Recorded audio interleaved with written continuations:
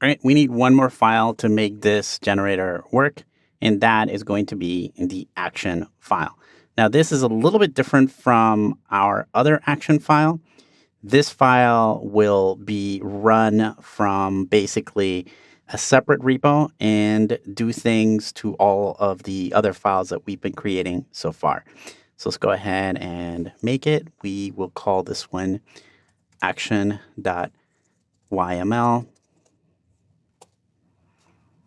And in here, we will write just basically what's normal action code, but it's just going to do something slightly different than a regular action. Also, it doesn't go in the workflow document like it normally would for regular actions.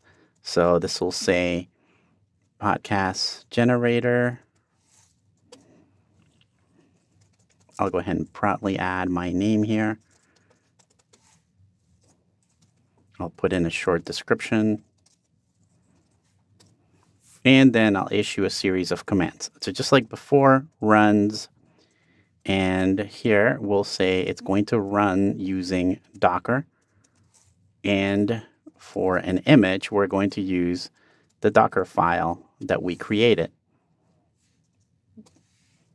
Now, normally you can add a piece of branding to these things so that in the marketplace they have like a little icon, and the icons come from a library called Feather Icons. So we'll use an icon called Get Branch because it's the one that makes the most sense. Honestly, in most of the instances, this isn't a big deal. And then I'll make it red. It's just something people do for these things. All right, so inputs is going to have email. So remember when we were creating the entry point, we are sort of relying on some of these variables being available to us. So here for the email, we'll use a description, and we will say that the default for this is going to be basically the GitHub actor. And that will let us just get the email from whoever, runs the action. So github.actor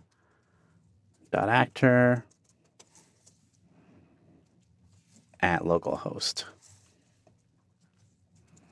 And then we'll get the name as well.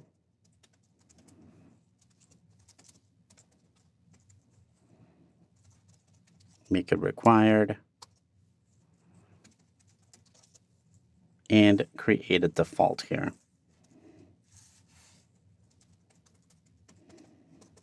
So just matching what we're using in our project. We'll space these out a little bit better so that they look nicer.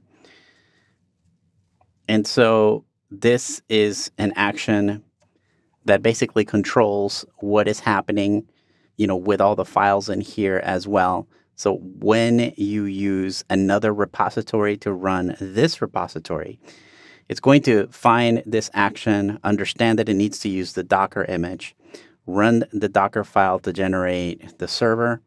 Then this runs the entry point.